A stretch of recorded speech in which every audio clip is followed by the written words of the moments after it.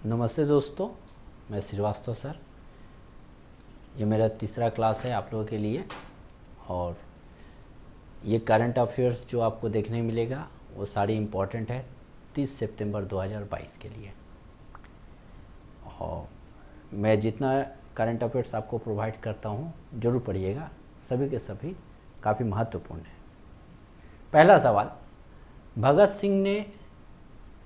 भगत सिंह के नाम पर किस हवाई अड्डे का नाम रखने जा रहा है?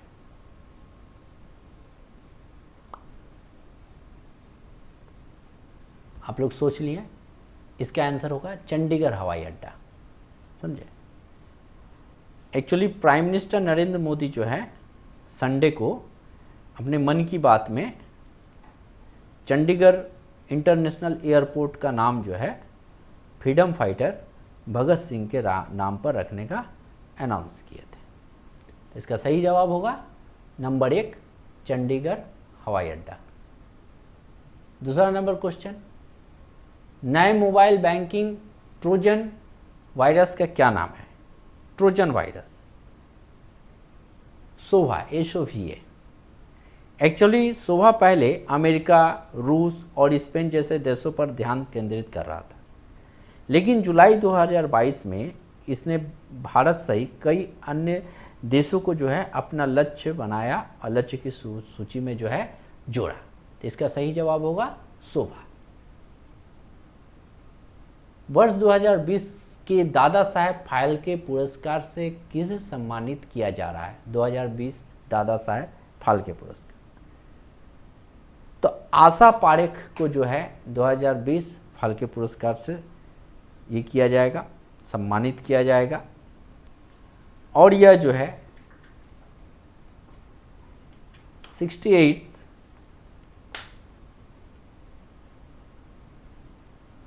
राष्ट्रीय फिल्म पुरस्कार 30 सितंबर को प्रदान किया गया।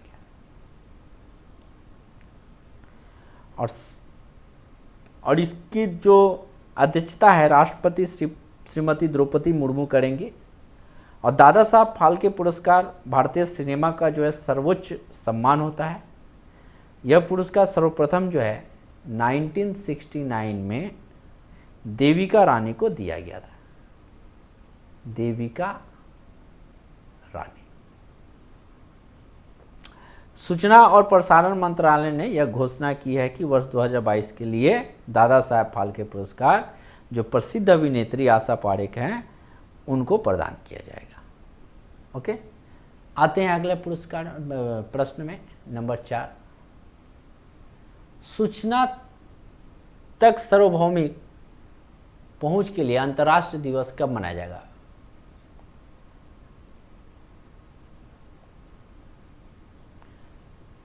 अट्ठाईस सितंबर।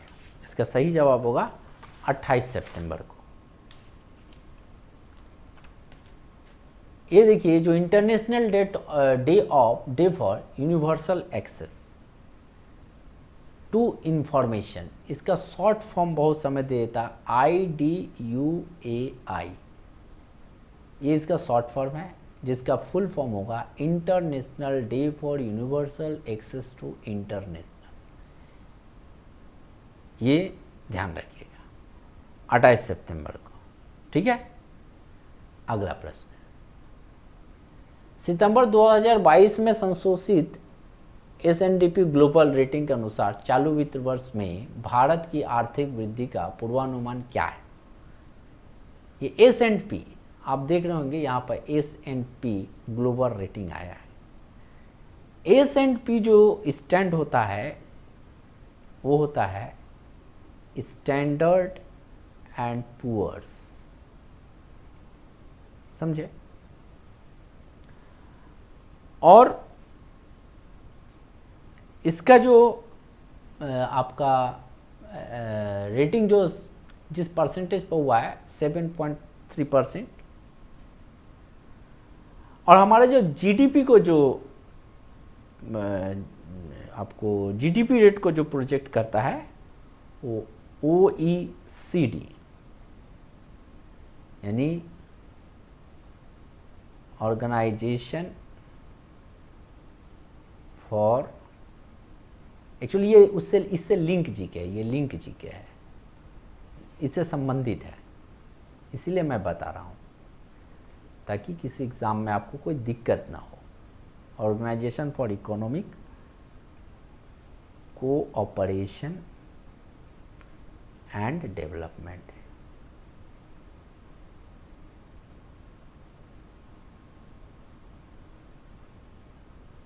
ये जो है OECD has project India's GDP growth rate, समझे? जीडीपी इसका भी फुल फॉर्म जान लीजिए, ग्रोस डोमेस्टिक प्रोडक्ट, जो फाइनेंशियल ईयर 23 के लिए निर्धारित किया गया है 6.9%। ठीक है, नेक्स्ट, भारत सरकार ने भारतीय सांकेतिक भाषा शब्दकोश को जनता के लिए अधिक सुलभ बनाने के लिए डैश नामक मोबाइल ऐप लॉन्च किया। ये प्रीवियस क्लास में ही बताया था, काफ़ी महत्वपूर्ण है साइन लर्न ऐप। इसके बारे में मैंने प्रीवियस क्लास में, वो शायद 28 तारीख का क्लास को आप लोग देखिएगा, पा जाइएगा इसका डिटेल्स।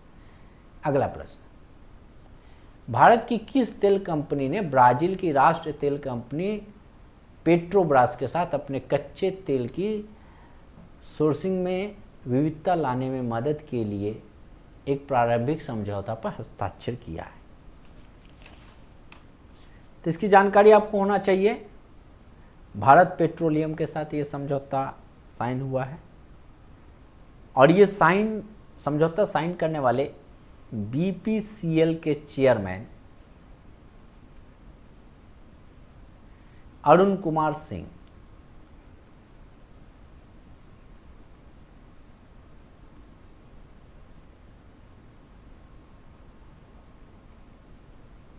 अरुण कुमार सिंह जी हैं। बीपीसीएल, ये बीपीसीएल स्टैंड फॉर, ये भी जानिए, Bharat petroleum corporation limited.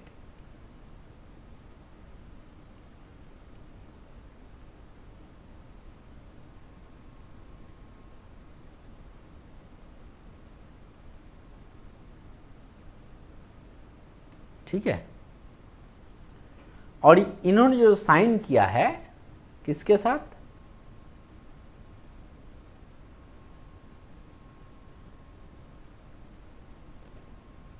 Petrobras के सीईओ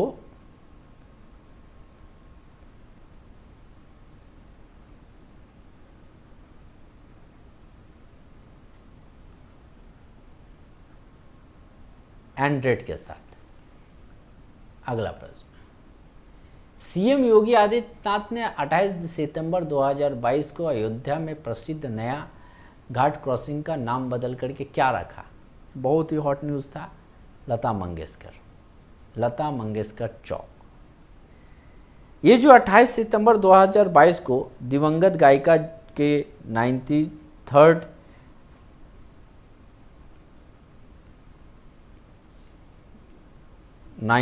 जयंती के अवसर पर यूपी के जो सीएम श्री आदित्यनाथ जी जो है ना, अयोध्या में लता मंगेशकर चौक का उद्घाटन किया। योगी आदित्यनाथ ने अयोध्या में प्रसिद्ध नया घाट क्रॉसिंग का नाम लता मंगेशकर के रूप में बदल करके रखा।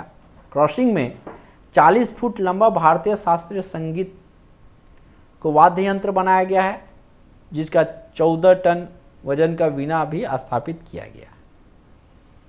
अयोध्या में जब मंदिर की तरफ एंट्री कीजिएगा तो ये चौक आपको पहले मिलेगा। वहाँ पर जो है लता मंगेशकर का एक गाना 24 घंटा बजते रहेगा उस चौक पर।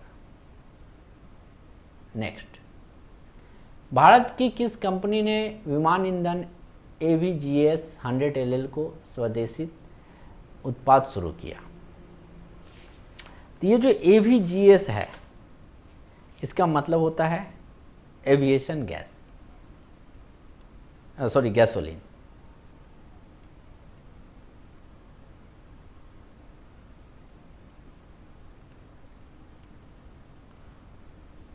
और इसका IOC जो है मंडे इंडियन ऑयल कॉरपोरेशन, जो इस उत्पाद को शुरू करेगा। अगला प्रश्न में आते हैं। आर्यदान मोहम्मद जिनका निधन हो गया वो एक अनुभवी क्या थे? एक अनुभवी पॉलिटिशियन थे और काफ़ी पहुंचे हुए लोग थे। वो केरला के फॉर्मर मिनिस्टर भी रह चुके हैं, कांग्रेस के सीनियर नेता भी है, समझे। 87 साल की उम्र में जो है उनकी निधन केरला में हुई, कोझिकोड में। उनको जो है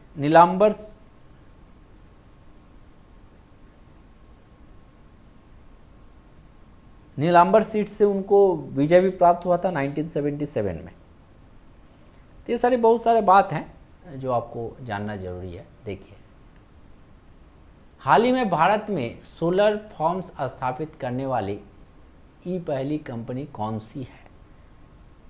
तो अमेज़न है। ये तो काफ़ी हॉट न्यूज़ है, आपको जानकारी इसकी होनी चाहिए। अमेज़न ने राजस्थान में 3 नए सौर फॉर्म्स के साथ भारत में अपनी पहली सौर परियोजना की घोषणा की है। यह पहली बार होगा जब ई-कॉमर्स कंपनी देश में सोलर फॉर्म स्थापित करेगी। इसमें जो है आपको जान के खुशी होगी कि 420 मेगावाट की संयुक्त ऊर्जा क्षमता है। अमेज़न का जो लक्ष्य है 2025 तक अपने व्यवसाय में 100% नवीकरण ऊर्जा को अमेज़न भारत में 3 साल फॉर्म प्रोजेक्ट करेगा, समझे। अमेज़न का नाम सुने, दुनिया का सबसे बड़ा ई कॉमर्स मार्केट प्लेस और क्लाउड कमर्शियल प्लेटफॉर्म है, समझे। ये जो है अमेज़न सबसे पहले जो अमेज़न को बनाया, स्थापना जिसने किया था, उनका नाम भी आप जान लीजिए, जेफ बेजोस।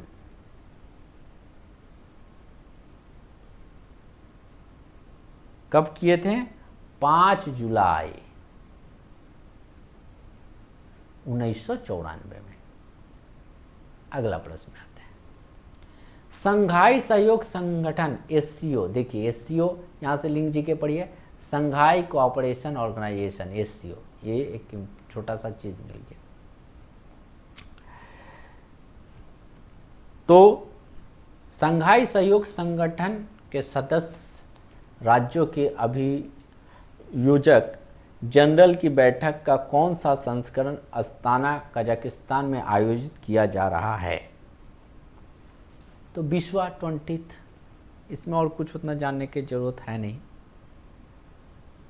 अगला प्रश्न, विश्व रेबीज दिवस कब ऑब्जर्व किया जाता है? तो 28 सितंबर। एक्चुअली विश्व रेबीज दिवस प्रतिवर्ष जो है 28 सितंबर को मनाया जाता है। यह दिवस रेबीज वैक्सीन के आविष्कार लुई पास्कर को श्रद्धांजलि देने के लिए मनाया जाता है। लुईस पास्कर, समझे।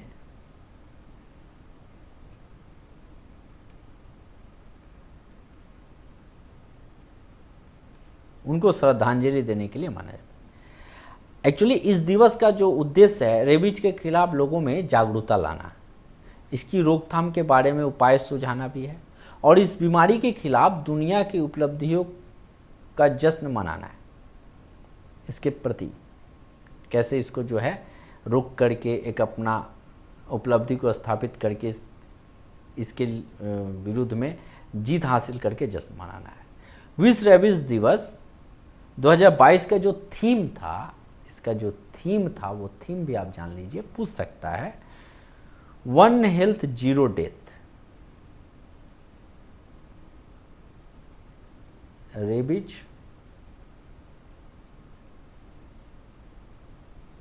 1 हेल्थ 0 डेथ, ये इसका थीम है।